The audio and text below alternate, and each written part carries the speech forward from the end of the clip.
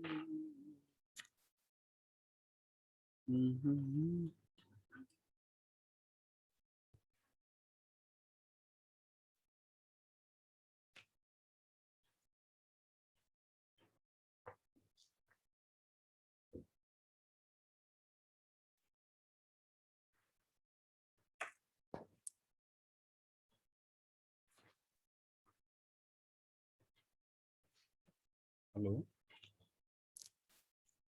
Hello hello class, am I Audible?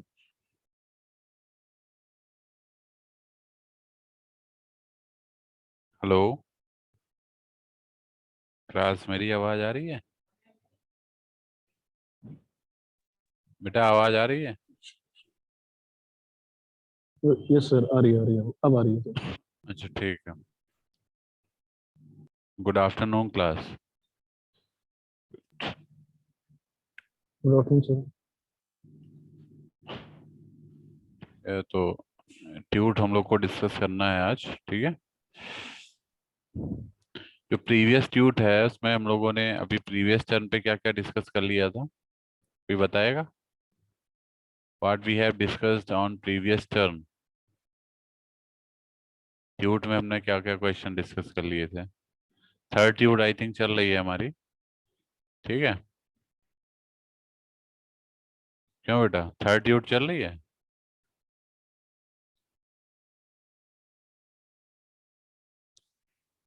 एक minute रुकिएगा जरा, मैं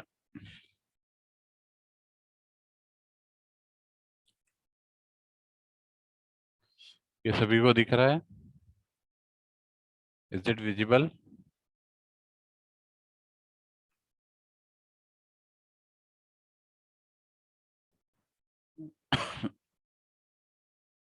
सभी को विजिबल है ये?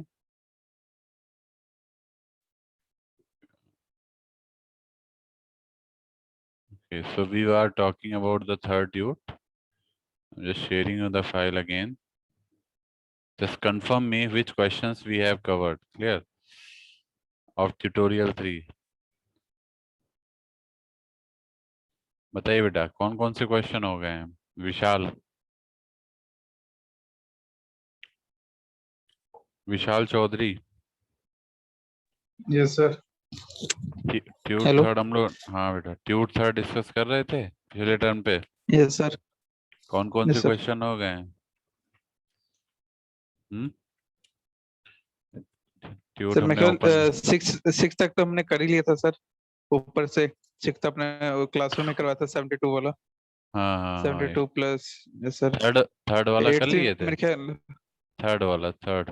थर्ड वाला। ये सर आपने होमवर्क दिया था शायद। हाँ ये मतलब बता क्वेश्चन दिया था ये, सर, इसका आपने आइडिया दे दिया था कैसे हाँ करना है। ये हमने बोला था कि आपको करना है, ये खुद से जो हमने हाईलाइट किया हुआ है। ये क्वेश्चन उन्होंने यस सर। बोला था आपको खुद से करना है, ठीक है। बीम एंगल, इसको बीम एंगल यस सर। निकालना है एग्जैक्टली इसमें, जो कि एंटीना बीम एरिया है उसको बीम एंगल बोलते हैं, ठीक है। तो ये आपको फाइंड करना था, और सिक्स हमने करा दिया था एज यू हैव टोल्ड, है ना। Yes sir. तो तो इसका वही था 72 डिवाइडेड बाय 72 प्लस 80 8 मल्टीप्लाई 30। हाँ एफिशिएंसी इनटू सर पावर, वो गेन वाला डायरेक्टिविटी निकलती है इसमें। हाँ, अब ये इसके बाद देखिए, जो सिक्स तक हो गया है, ठीक है। तो अब हम यस आते सर। हैं, जो हमारा नेक्स्ट क्वेश्चन है दैट इज, यहाँ तक हमारा डन हो गया। अब हम आते हैं सेवेंथ पे। तो सेवन देखिए, a thin dipole antenna. Sir हाँ बेटा। सर जैसे आप नोट्स बनवाते हैं हाँ क्लासरूम हाँ में, तो हाँ सर हाँ। वो तो मैं उसी टाइम नोट करता रहता हूँ। तो सर जो अपट्यूड के जैसे क्वेश्चन होता है, जैसे डेरिवेशन हुई कुछ हो गई, तो किसमें, सर मैं ट्यूट में? उसी नोट्स में से।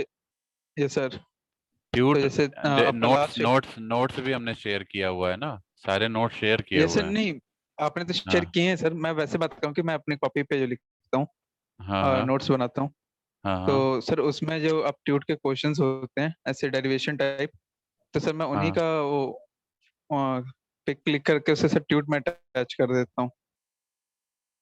तो सर बाद में कोई हार्ड कॉपी तो नहीं मांगी जाएगी? मतलब जो हम करा रहे हैं वही को, उसको स्क्रीनशॉट ले लेते हो क्या? मैं सर अपने हाथों से लिखता हूँ। नोट्स। हाँ हाँ, तो ठीक है बेटा, अपने हाथ से लिखते हो तो कोई दिक्कत ही नहीं है। यही तो हम लोग कहते हैं, हाथ से लिखे अपने। नहीं तो वही सर, आगे जाके जैसे कल परसों मैम बता रहे थे कि लैब में आपका वो मांगा, हार्ड कॉपी मांगी जाएगी ऐसा रिकॉर्ड के लिए। हाँ तो हाँ वैसे सर हाँ। कहीं ट्यूट के लिए तो नहीं मांगी जाएगी ना कॉपी? क्योंकि सर मुझे फिर पेज फाड़ने पड़ेंगे उसमें से, एंड वो सर मैंने फ्यूचर के लिए रखा है कि ऐसे गेट देना है, कोई और एग्जामिनेशन देना है। हाँ हाँ। नहीं नहीं, तो एक तो काम करिएगा, जैसे आप कहीं नोट डाउन कर ही रहे हैं, ठीक है, इन केस यस अगर सर। मांगा जाता है तो आप उसकी जेरॉक्स करा लीजिएगा जहां भी आप नोट कर रहे हैं। Okay sir. अब आपके पास तो एक कॉपी रहेगी ना, जेरॉक्स करा लोगे तो एक कॉपी अवेलेबल रहेगी। बाकी ओके बाकी सर। मैंने बाकी मैंने इसीलिए देखो, मैं तुमको ऐसे इस वे में पढ़ाता हूँ, व्हाइट बोर्ड के थ्रू, कि मैं एक एक चीज खुद लिखता हूँ। आपने देखा होगा, इवन डेफिनेशन यस सर। जो मैं बोल के आपको लिखा नहीं सर, सकता हूँ। आपके नोट्स एंड वीडियो लेक्चर नहीं तो पूरे नहीं वो नहीं, है, मतलब एक बात मैं बता रहा परफेक्ट हूँ है सर। कि जैसे मतलब हम चाहें तो आपको डेफिनेशंस बोल बोल के डिक्टेट करके लिखा सकते हैं, लेकिन उसमें फिर ये होगा ना कि कुछ बच्चे हो सकता है लिख रहे हो, कुछ बच्चे लेट ज्वाइन करते हैं, तो हो सकता है वो ना लिख पाए हो। Are you getting my point? तो yes most sir. Most of the time ऐसा हो सकता है ना कि ऑनलाइन चूंकि चल रहा है, फिजिकल क्लासेस तो है नहीं, तो somebody जो हमारे साथ उस समय अवेलेबल हो उनको मैंने डिक्टेट किया, उन्होंने लिख लिया। लेकिन ऐसा भी हो सकता है ना कि आप बाकी बच्चे कुछ देर बाद ज्वाइन किए हों, 10 मिनट बाद, 5 मिनट बाद, तो वो तो नहीं नोट कर पाए, तो उनका वो डेटा छूट जाएगा। इसलिए मैंने क्या किया, मैं तो इसी को फॉलो कर रहा हूँ, इसलिए मैंने एक एक डिफिनेशन खुद से लिखी है। तो मुझे टाइम लगता है, और नो डाउट आपके सामने ही बोर्ड पे मैं लिखता हूँ, तो थोड़ा मुझे टाइम लगता है, मतलब, लेकिन ये है कि कंटेंट रेडी हो जाता है। समझ रहे हैं बेटा? Content yes sir. Content content आपने देखा होगा, एक एक जो हमने पूरा शेयर किया है आपको, तो पूरा जैसे क्लास में हम पढ़ाते हैं ना, तो इस चीजों को लिख के शेयर करते हैं आपको, चाहे जैसे भी, मतलब वो यस सर। हमने आपको उस तरीके से दिया है डेटा, ये आपने देखा भी होगा। तो कोई चीज मतलब ऐसी नहीं है कि यस जो सर। हमने मिसिंग करी हो। तो जो हम पढ़ाते जा रहे हैं वही चीज हम आपको शेयर कर रहे हैं, जो लिख रहे हैं वही चीज शेयर कर रहे हैं, ठीक है ना? तो इस वजह से तुम्हारा कोई वैसा लॉस नहीं होगा अगर तुम बाद में भी देखोगे। अब ये लिखना, अपने नोट्स बनाना, ये तुम्हारे हाथ में है। तुम नोट्स बनाते हो या नहीं बनाते हो खुद से, वो तुम्हारे हाथ में। लेकिन मैं जो है प्रॉपर नोट्स बना के आपको दे रहा हूँ, मेरी तरफ से कोई दिक्कत आपको नहीं होगी, ठीक है ना? वो आप एनी टाइम कभी भी, इवन सारे वीडियोस के लिंक अवेलेबल हैं, जो भी वीडियोस हम ले रहे हैं फिजिकली, मतलब जो भी ऑनलाइन मोड में वीडियोस ले रहे हैं, सबके लिंक मैं यूट्यूब पे मैंने पूरा उसको अपना एक सेटअप चैनल के थ्रू बना के उससे सारी ड्राइव्स बना के, मतलब क्लास वाइज ड्राइव बनाई हुई है, ट्यूट की अलग, क्लास लेक्चर की अलग, सेक्शन वाइज, और वहाँ मैं अपलोड करता हूँ, वही चीज़ आपको शेयर करता हूँ बाय लिंक। तो आपको सारी चीज़ें कहीं ना कहीं सब कुछ अवेलेबल है। जो टॉपिक हम डिस्कस करते हैं आपके जो है, मतलब हम उस पर टॉपिक डालते हैं, जो भी वीडियो का आपका पर्टिकुलर जो स्टेटस होता है वो वही टॉपिक डालते हैं जो हम डिस्कस करते हैं, ये भी आपने देखा होगा, ठीक है? तो और ज़्यादातर वीडियोस मैं सेम डे ही कम्युनिकेट कर देता हूँ। आपने देखा होगा कि वीडियोस हमें ज़्यादा से ज़्यादा, अगर आज हम कहीं यस बिजी सर, हो गए रात तो तक कल, अपलोड हो मतलब, जाती हैं हाँ, मतलब सर। रात तक मैं कर ही देता हूँ, नहीं नेक्स्ट डे तक तो 100% हो जाएगा। वैसे नाइट में मैं कर देता हूँ, नाइट में मेरी सारी वीडियोस, यस सर। मैं बैठता हूँ, थोड़ा टाइम लेता हूँ, रात में 12-1 बजे के आसपास तक मैं सब अपलोड कर देता हूँ। कोई चीज़ ऐसा नहीं होगा जो आपको नहीं मिलेगा, चाहे लैब की हो, चाहे आपका क्लास का हो, जिस जिस क्लास में हम पढ़ा रहे हैं, एवरीथिंग इट इज़ अपलोडेड। कोई बच्चा ये नहीं कह सकता है आज के डेट में कि आपने ये डेटा हमको शेयर नहीं किया है। मैंने हर एक डेटा शेयर किया है, मेरे तरफ से हर एक चीज़ शेयर हुई है, जो भी मैं पढ़ा रहा हूँ उससे रिलेवेंट नोट्स, जो भी, वो भी हाथ के लिखे हुए नोट्स हैं, जो बोर्ड पे मैं लिखाता हूँ उसको पीडीएफ में कन्वर्ट करके आपको देता हूँ। बाकी जो ये क्लास लेक्चर चल रहे हैं, जो न्यूमेरिकल्स होते हैं, वो हम आपको जो भी बताते हैं वो भी बता ही देते हैं, क्लास टाइम में उसी वीडियोस दे देते हैं। तो बच्चे को देखना हो, अगर वो करना हो तो देख के कर सकता है। सब चीज़ अवेलेबल है। सब चीज़ें अवेलेबल है, बस ये आपको पढ़ना है, पढ़ना तो आप ही को पड़ेगा, उसका में कोई वो नहीं है, ठीक है? पढ़ना तो पड़ेगा। और आप इस वजह, हम तो ये कहते हैं इसको लेके मत पढ़िए, अभी जो ये फेज चल रहा है ऑनलाइन सिस्टम का, ये बहुत ज़्यादा दिन नहीं कंटिन्यू होगा, ठीक है? या आप ये मत सोचिएगा कि मतलब ये लॉन्ग टाइम तक हमारा खींच के जाएगा और हमारी सब चीजें ऐसे ही हो जाएंगी।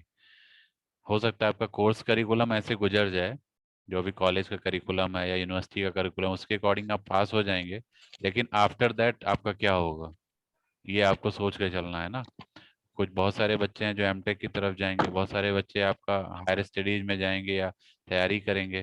तो कुछ सब्जेक्ट ऐसे हैं जिनकी तैयारी आपको पढ़ाई के दौरान बीटेक लेवल पे ही शुरू कर देनी चाहिए, जिनका बहुत वेटेज है एग्जाम में। आपने देखा होगा, if you are going for the GATE exam, ठीक है, तो आप देखेंगे कि ये जो सब्जेक्ट मैं पढ़ा रहा हूँ इस समय। हेलो,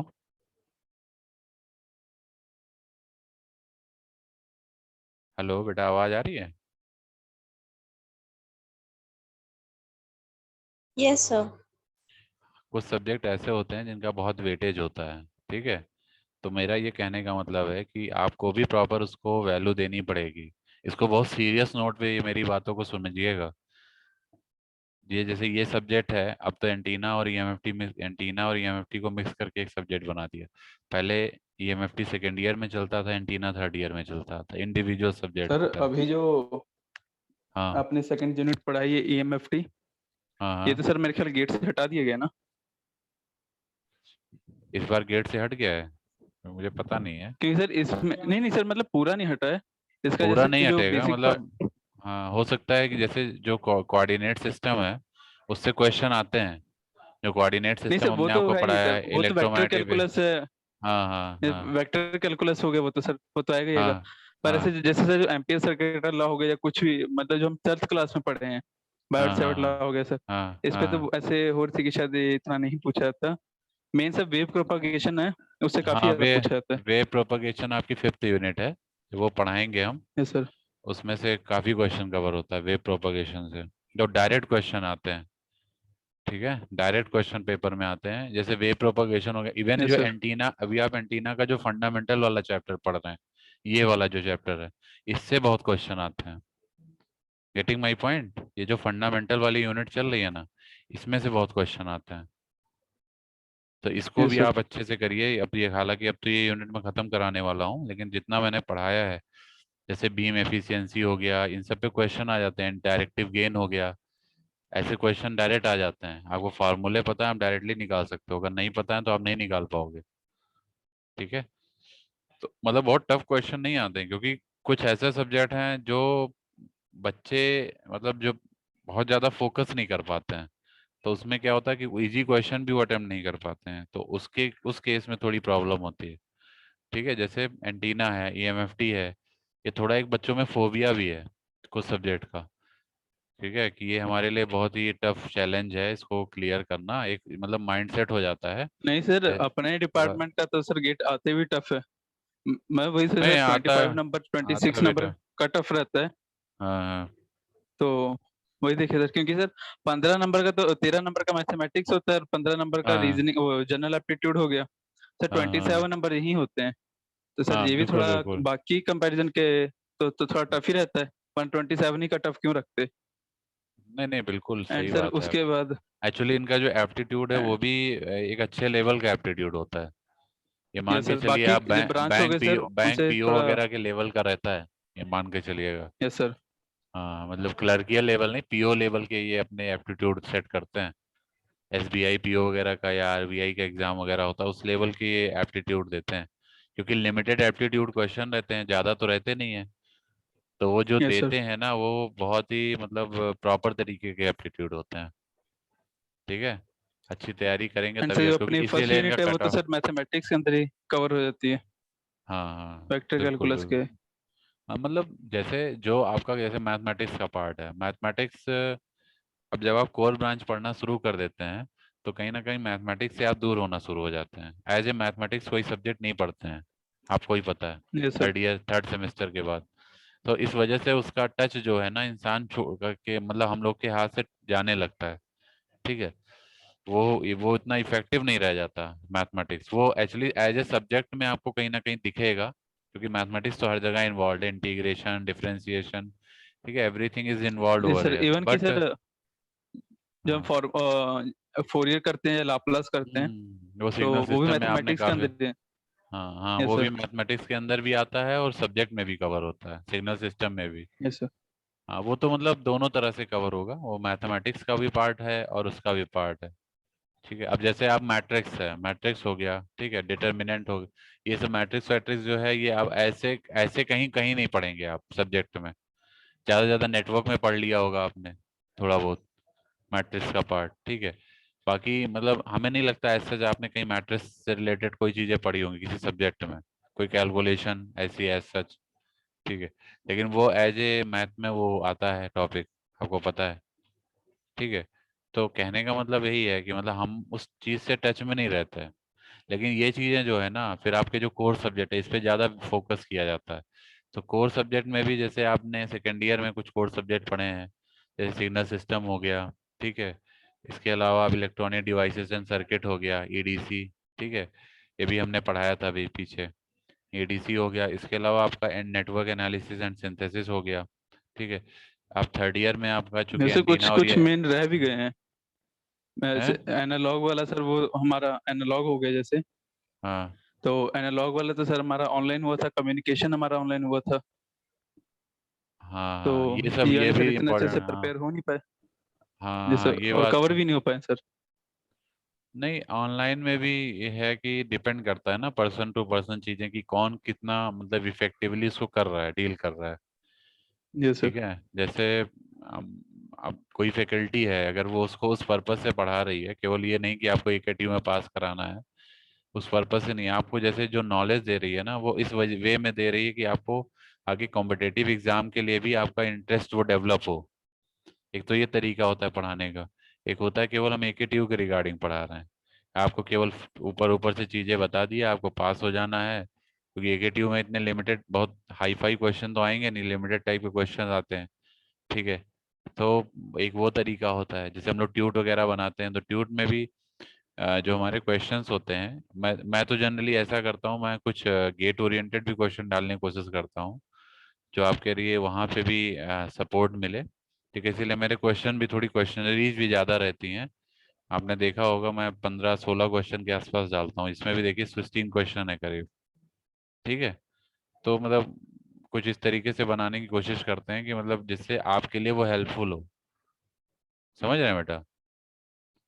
तो क्वेश्चनरीज भी कुछ इस तरीके से सेट करने मतलब आपके जो है मैक्सिमम टॉपिक कवर हो रहे हो, मेरा कहने का मतलब ये है, ठीक है। यस अगर सर। वो केवल इस पर्पज से बनाएंगे कि आपको कुछ टॉपिक करा के हम एक एकेटिव में पास कराना है, तो वो तैयारी के पॉइंट ऑफ व्यू से बेटर नहीं माना जाएगा। वो आपके एग्जाम, यूनिवर्सिटी एग्जाम के लिए बेटर है, लेकिन प्रिपरेशन और गेट में कुछ क्वेश्चन, कुछ ही पेपर ऐसे हैं जो बहुत ही अपनी एक वैल्यू रखते हैं, जैसे कंट्रोल सिस्टम है थर्ड ईयर का, यही बहुत आता है कंट्रोल सिस्टम, ठीक है। अब चूंकि ईएमएफटी और एंटीना मिक्स कर दिया है, तो इसका एक वेटेज, अलग ही वेटेज बन गया है, मतलब एक हमारे एकेटीयू में तो मिक्स कर दिया, लेकिन एके जो आपका गेट एग्जाम आता है वहां पे तो वो जनरल इसको मान के चलते हैं ना, उन्हें एकेटीयू से नहीं लेना देना है। ये तो आईआईटी के पैटर्न पे चलते हैं सब चीजें, ठीक है ना, जो एक एआईसीटी का सर्कुलर है उसके पैटर्न पे चलते हैं, तो उसमें ये as a individual subject follow होता है, जैसे पहले आपके सर करिकुलम में चलता था। तो तब इसकी वेटेज है, ये ध्यान रखिएगा, इसका वेटेज है, एंटीना का अलग है, ईएमएफटी का अलग है, ठीक है, सबका वेटेज है। एकेटीयू तो आजकल सब चीजों को ओपन इलेक्टिव कर देता है, जो मेन मेन सब्जेक्ट हैं इसी के, एटलीस्ट उनको तो फोकस करना चाहिए ना। उन पे भी अगर आप फोकस नहीं करेंगे तो फिर तो काम खत्म हो जाएगा, फिर कोर सब्जेक्ट ये आप अगर इलेक्टिव बना देंगे या उसको मर्ज कर देंगे, फिर बच्चों की पढ़ाई का क्या होगा, ठीक है। ये थोड़ा सा ध्यान देना पड़ेगा, और हमारा ये मानना है किसी ये भी सर आप अभी तो किसी भी कोर सब्जेक्ट एक को आप जो पढ़ते हैं तो उसके कंप्यूटर। फंडामेंटल जरूर सही रखिए। जैसे एंटीना पढ़ रहे हो तो एंटीना के जो भी ये यूनिट हम पढ़ा रहे हैं ना, फंडामेंटल की यूनिट है, जैसे गेन हो गई, ये सब जो पैरामीटर्स हैं ये सब क्या होते हैं, ये सब आपको पता होने चाहिए, ठीक है। जब आपको ये चीजें पता होंगी तब आप इसके एडवांस लेवल पे जा पाओगे। अब जैसे एक सिंपल सी बात बता रहा हूँ, बहुत बच्चे यही नहीं बता पाएंगे डायरेक्टिविटी और डायरेक्टिव गेन में क्या डिफरेंस होता है, जो फैक्ट है, डायरेक्टिव और डायरेक्टिव गेन में क्या डिफरेंस है, ठीक है। बहुत बच्चे इसी में कंफ्यूज हो जाएंगे। तो है इसमें एज सच कोई कंफ्यूजन की बात नहीं है, मतलब लेकिन हो जाएंगे कंफ्यूजन, ठीक है। क्लियर है। अब जैसे मैंने बताया था, जो मैक्स डायरेक्टिविटी जो होती है वो मैक्सिमम डायरेक्टिव गेन के बराबर होता है। जो भी आप डायरेक्टिव गेन निकालते हैं उसकी मैक्सिमम वैल्यू ले लीजिए, मैक्सिमम वैल्यू फाइंड कर लीजिए, तो आपको डायरेक्टिविटी मिल जाएगा। ठीक है, ऐसे ही क्वेश्चन आते हैं, मतलब अब इसमें भी लोग कंफ्यूज रहते हैं। जैसे अब आपको एक और बात बताएं, जैसे बीम एरिया है, बीम एरिया जो होता है इसको सॉलिड एंगल भी बोलते हैं। कुछ फंडामेंटल चीजें जो मैं बार बार यूज करता रहता हूँ, जैसे बीम एरिया अगर कहीं फाइंड करने को आता है, देखिए इसकी यूनिट आप देख रहे होंगे, स्टेरेडियन लिखा हुआ है। स्टेरेडियन बेसिकली एंगल की यूनिट होती है। अब आप बहुत बच्चे कंफ्यूज जाएंगे कि बीम एरिया लिखा है तो एरिया का मतलब तो एरिया हो गया। नहीं, यहाँ बीम एरिया का मतलब ये है कि जो आपको मेन लोब मिलता है, जो इस तरह से मैं डायग्राम से बताता हूँ, एक मिनट रुकिएगा। जैसे ये हमारा जो मेन लोब होता है ना, जैसे ये हमारा मेन लोब है, ठीक है, तो ये हमारे कुछ साइड लोब्स हैं, side lobe and back lobe. तो जो ये मेन लोब है, ये एग्जैक्टली यहाँ से सेंटर पॉइंट से एक एंगल पे असाइंड होता है, कि इस एंगल के बीच में कहीं बन रहा होता है। जैसे ये एंगल देख रहे हैं आप, ये जो हमने टेंजेंशियल लाइन ड्रॉ करी है इसको टच करते हुए, ये एंगल एक बन रहा होता है, इस एंगल में ये लोब आ रहा होता है। तो ये एंगल बताता है कि इसी को हम बोलते हैं बेसिकली बीम एंगल। यही आपका क्या है, बीम एंगल। और ये पूरा आप देखेंगे तो एक एरिया कवर कर रहा है। इस बीम एंगल की वजह से ये बीम एंगल बता रहा है कि कितना फ्रीक्वेंसी कवर हो रही है, ठीक है, कितनी बीम हमारा एरिया कवर हो रहा है, तो दैट इज योर एरिया। ये एरिया का पार्ट हो गया। इसी में हम लोग वो निकालते हैं ना, हाफ पावर बीम विड्थ, ठीक है, first null beam width. Clear है? तो बीम विड्थ आप तब निकालेंगे जब आपके पास विड्थ होगी। और विड्थ कब होगी? विड्थ जो होगी वो एक पर्टिकुलर टेंजेंस के बीच में होगी, जो कि एक एंगल फॉर्म कर रहा होगा। तो ये जो एंगल है ना, इसी को हम लोग बोलते हैं सॉलिड एंगल। क्लियर? यही डिसाइड करता है कि बीम एरिया क्या है। ठीक है, बीम एरिया मतलब ये वाली एरिया कितनी है। तो इसीलिए इसको हम बोलते हैं कि जो हमारा बीम एरिया होता है वो सॉलिड एंगल के बराबर होता है। ठीक है, क्योंकि जो ये एंगल होगा वही एरिया यहाँ पे कवर हो रही होगी। तो एंगल अगर हम निकाल लेते हैं तो हमको वो जो बीम एरिया है, एंटीना बीम एरिया, वो भी मिल जाएगा। मतलब कुछ फंडामेंटल चीजें हैं ऐसे आपको पता होनी चाहिए। समझ रहे हैं बेटा? हेलो? ये तो कह सर। रहा हूँ सेवेंथ क्वेश्चन पे आते हैं। और जो बच्चे अभी फोकस करते हैं उनको आगे चल के बहुत आराम मिलता है, मतलब बहुत अच्छा रहता है। जब वो तैयारी भी कहीं करोगे किसी कोचिंग वगैरह में, एडवांस लेवल पे भी पढ़ाया जाएगा, तो आपको फंडामेंटल चीजें अगर आती हैं तो वो चीजें समझने में आपको बिल्कुल दिक्कत नहीं आएगी। लेकिन जब फंडामेंटल ही नहीं पता होगा तो वहाँ बहुत दिक्कत आएगी। जो बच्चों को फंडामेंटल कमजोर होते हैं ना, उनको एडवांस लेवल समझने में बहुत दिक्कत आती है, क्योंकि उनका फंडामेंटल ही पुअर है। तो पहले तो उनको फंडामेंटल पे मेहनत करनी पड़ती है, तब वो एडवांस लेवल पे आ पाते हैं। तो सिर्फ जो भी सब्जेक्ट पढ़िए उसको फंडामेंटल क्लियर रखिए। अब जैसे ये क्वेश्चन है, a thin dipole antenna of directivity 100 इस लैम्डा बाय 20 मीटर लॉन्ग। ठीक है, तो डायरेक्टिविटी गिवन है, दैट इज योर 100। ठीक है, लेंथ गिवन है, that is lambda by 20, this is your DL length. ठीक है, एफिशिएंसी गिवन है, radiation power efficiency, that is 90%। इसको आप नॉर्मल में कैलकुलेट करेंगे तो 0.9 हो जाएगा। ठीक है, वेवलेंथ कितना गिवन है, लैम्डा 1 मीटर। ठीक है, तो what are its radiation resistance, कैसे निकालेंगे रेडिएशन रेजिस्टेंस? कितनी चीजें निकालनी है, रेडिएशन रेजिस्टेंस निकालना है, लॉस रेजिस्टेंस निकालना है, मैक्सिमम इफेक्टिव एपर्चर निकालना है। कैसे सॉल्व करेंगे बताइए? देखिए रेडिएशन रेजिस्टेंस क्या होता है, 80 पाई स्क्वायर, आज ही बताया था, डीएल बाई लैम्डा का होल स्क्वायर। यही होता है, बताइए। रेडिएशन रेजिस्टेंस होता है नहीं होता है ये 80 pi square DL by lambda का होल स्क्वायर इन जनरल। ये जनरल रेडिएशन रेजिस्टेंस है। अगर आप किसी पर्टिकुलर एंटीना के लिए निकालते हैं, फॉर एग्जांपल आप मान लीजिए हाफ वेव डाइपोल के लिए निकालते हैं, तो हाफ वेव डाइपोल में ये वैल्यू ये यहाँ पे वर्क नहीं करेगा। हाफ वेव डाइपोल के लिए हमारी वैल्यू चेंज हो जाएगी रेडिएशन रेजिस्टेंस की, वो डिफाइंड वैल्यू है। 73 ओम होती है तो 73 ओम फिक्स है हाफ वेव डाइपोल के लिए। अगर क्वेश्चन में स्पेशली लिखा होता हाफ वेव डाइपोल, तो हाफ वेव डाइपोल के लिए आप वही यूज करते हैं। ठीक है, हम बताइए क्या आएगा answer. Hello, am I audible? Yes sir. इसका आंसर क्या आएगा? तो रेडिएशन रेजिस्टेंस निकल जाएगा फॉर्मूले से, eighty pi square d l by lambda का होल स्क्वायर। डी एल की वैल्यू कितनी है? Lambda by 20। रखिए जरा क्वेश्चन में, डी एल आपको दिया है लैम्डा बाई 20 लेंथ है जो उसकी एंटीना की, तो ये हो जाएगा eighty pi square d L is your lambda by 20 upon lambda का होल स्क्वायर। ये लैम्डा से लैम्डा कैंसिल हो जाएगा, तो कितना आएगा? कितना आएगा ये? 80 पाई स्क्वायर इंटू 1/20 इंटू 20 कितना हो जाएगा? 400। ठीक है, तो एक तरह से पाई स्क्वायर बाई 5 हो जाएगा ये। और पाई स्क्वायर बाई 5 की वैल्यू कितनी आएगी बताओ?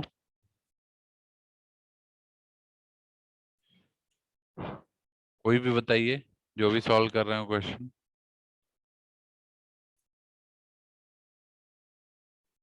हेलो,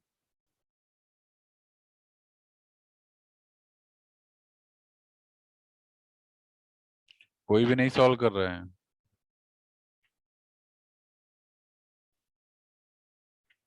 क्यों बेटा, कोई भी नहीं सॉल्व कर रहा है क्या?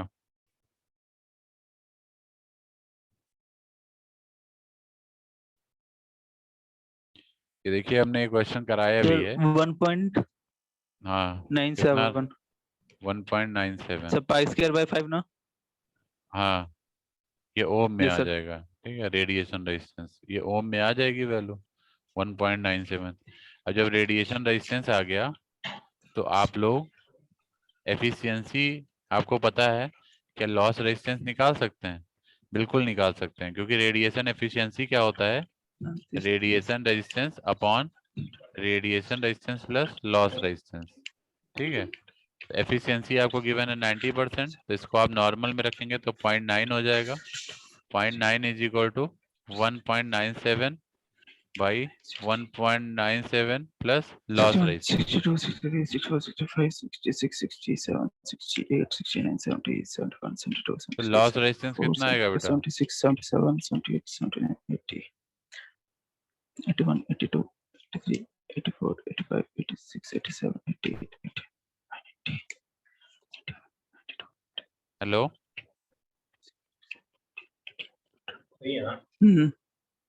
क्यों बेटा लॉस रेजिस्टेंस कितना आएगा? ये देखिए, अब हमने जब रेडिएशन रेजिस्टेंस निकाल लिया तो हमें एंटीना एफिशिएंसी का फॉर्मूला लगा दिया, radiation efficiency, that is radiation resistance upon radiation resistance plus radiation loss, मतलब लॉस रेजिस्टेंस। ठीक है, अब आपको लॉस रेजिस्टेंस निकालना है, बाकी सारी चीजें गिवन है। देखिए ईटा आर गिवन है, आर रेडिएशन रेजिस्टेंस गिवन है, तो आप लॉस रेजिस्टेंस निकाल सकते हैं कि नहीं निकाल सकते हैं? बताइए, निकल आएगा? Yes sir. ठीक है, तो लॉस रेजिस्टेंस भी निकल आएगा। इसके बाद आता है maximum effective aperture. Maximum effective aperture वो कैसे निकालेंगे? एईएम, ये कैसे निकालेंगे? मैक्सिमम इफेक्टिव एपर्चर कैसे निकालेंगे? ये भी हमने बताया था आपको। क्या होता है मैक्सिमम इफेक्टिव एपर्चर? हम्म,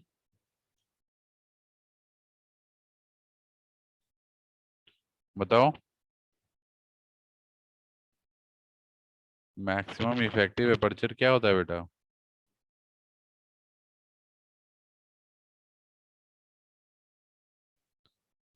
अभी हमने निकलवाया भी था आप लोग को। मैक्सिमम इफेक्टिव एपर्चर होता है GD max, GD max into, sorry into lambda square by 4 pi. Lambda square by 4 पाई, ये सब हम निकलवाए हैं, देखिए पीछे। अब जीडी मैक्स को हम लोग डायरेक्टिविटी बोलते हैं, और डायरेक्टिविटी आपको गिवन है क्वेश्चन में। देखिए डायरेक्टिविटी आपको गिवन है, कितना दिया हुआ है? 100, तो इसको आप 100 रख लेंगे। जो 100 जो है वो डायरेक्टिविटी है, और डायरेक्टिविटी इज आपका मैक्सिमम डायरेक्टिव गेन होता है। ठीक है, lambda square by 4 pi. Clear? Lambda की वैल्यू कितना रखेंगे, वेवलेंथ आपका दिया है 1, तो लैम्डा 1 हो जाएगा, तो 100 इंटू 1/4 पाई। सॉल्व कर लीजिए, 25/पाई निकाल लीजिए, आंसर आ जाएगा। कितना आएगा बताइए?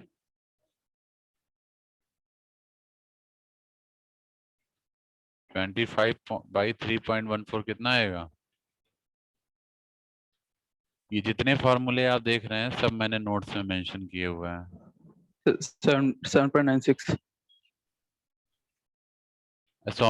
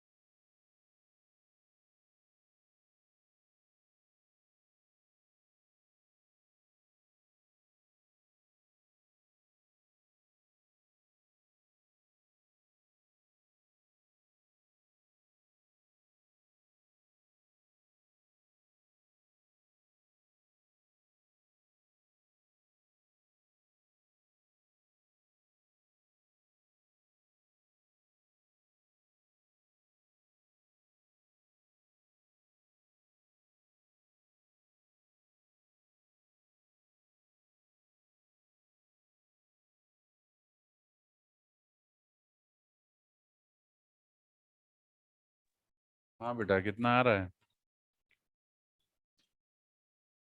कितना आ रहा है ये? देखिए, ये क्वेश्चन शायद हमने कराया है पिछली क्लास में, यही सेम क्वेश्चन एक बार मैं दिखा देता हूँ। ये देखिए, यही क्वेश्चन है ना, यही जो अभी हम डिस्कस कर रहे थे, सर 7.96। यही क्वेश्चन है ना। देखिए, DL इज λ/20, ये पिछले क्लास में मैंने कराया था, अभी पिछला ट्यूटोरियल जो हमारा हुआ है। लैम्डा आपका 1 मीटर है, रेडिएशन रेजिस्टेंस हमने सीधे निकाला पहले, उसी फॉर्मूले से 1.97 आ गया। ठीक है, इसका रेडिएशन एफिशिएंसी निकाल लिया, इस फार्मूले से हमें पता है कि radiation resistance upon radiation resistance plus R loss जो होता है, ये हमारा रेडिएशन एफिशिएंसी है। ठीक है, अब इसको हमने यहाँ से आर लॉस निकाल लिया, ये ईटा आपको 90% गिवन था, इसको 0.9 कर दिया 90/100 एक्सक्यूज करके। मी सर। हाँ बेटा। सर हाँ मुझे कॉलेज आना सर, वो फीस सबमिशन के लिए। हाँ हाँ। तो सर वो अटेंडेंस मिल जाएगी? अभी की? Yes sir. अभी की? मतलब हाँ दे, हाफ। हाँ हाँ दे देंगे। अभी क्लास की बोलो ना, इस समय वाली? Yes sir. हाँ दे देंगे बेटा, दे देंगे। रोल नंबर बताओ। हेलो? हेलो?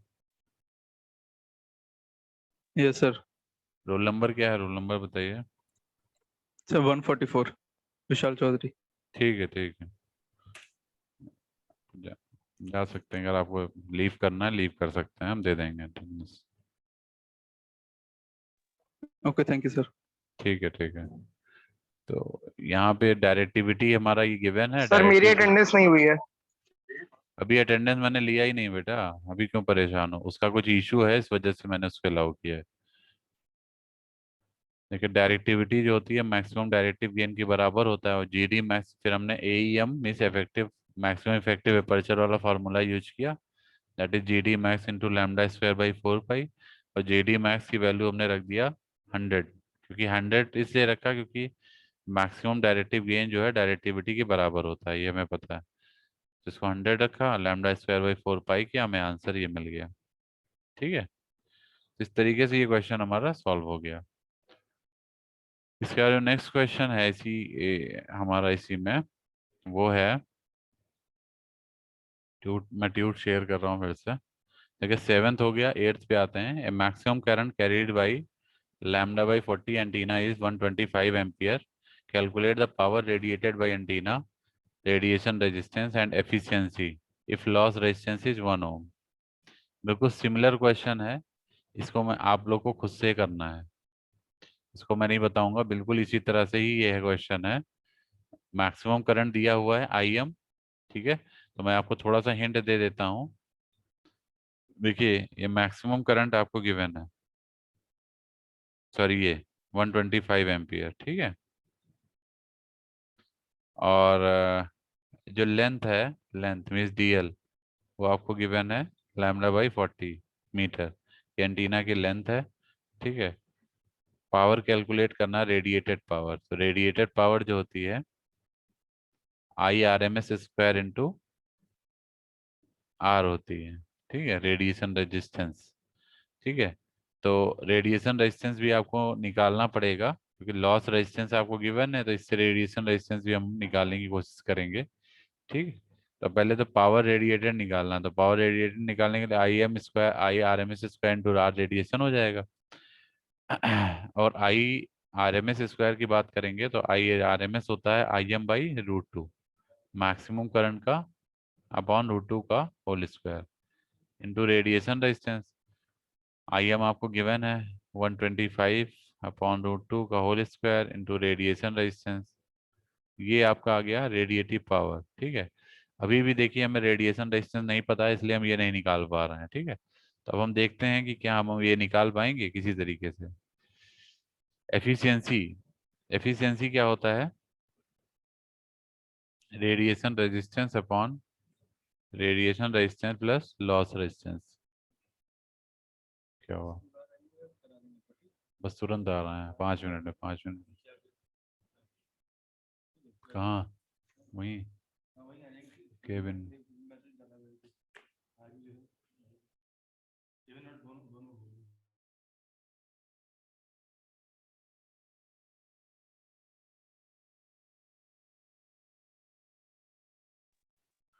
यहाँ से हम लोग एफिशिएंसी निकाल सकते हैं, that is radiation resistance upon radiation resistance plus loss resistance, ठीक है। ये एफिशिएंसी निकल आएगी यहाँ से। अब देखिए लॉस रेजिस्टेंस आपको गिवन है, ठीक है, तो यहाँ पे आप इस तरह से लिख सकते हैं इसको 1, ठीक है। अब जैसे ये DL है, लेंथ हमको गिवन है, ठीक है, और करंट गिवन है, तो क्या इसके बेसिस पे हम लोग कोई पैरामीटर निकाल सकते हैं, इधर रेजिस्टेंस, एफिशिएंसी या पावर। पावर आप तभी निकाल पाएंगे जब रेडिएशन रेजिस्टेंस मिल पाएगा आपको, ठीक है। लेकिन क्या हम कोई टर्म निकाल सकते हैं इसमें अभी, बताइए।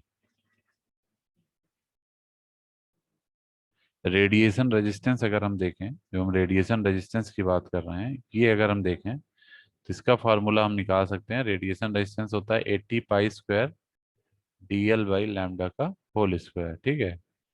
और DL आपको, DL पता है length, that is lambda by 40, तो आप यहाँ रखिए लैम्डा बाई 40 बाई लैम्डा का होल स्क्वायर, ये कैंसिल हो जाएगा, तो 80 pi square into upon 40 into 40 हो जाएगा, ठीक है, ये क्लियर। तो ये आ जाएगा पाई स्क्वायर बाई 20, ठीक है, ये हमारा आ गया। ये क्या आ गया, रेडिएशन रेजिस्टेंस। और जब रेडिएशन रेजिस्टेंस आ गया तो आप यहाँ पे रख देंगे इसको। है। व्हाट्सएप चैट अब हिंदी और इंग्लिश में उपलब्ध है। 7000077000। हेलो,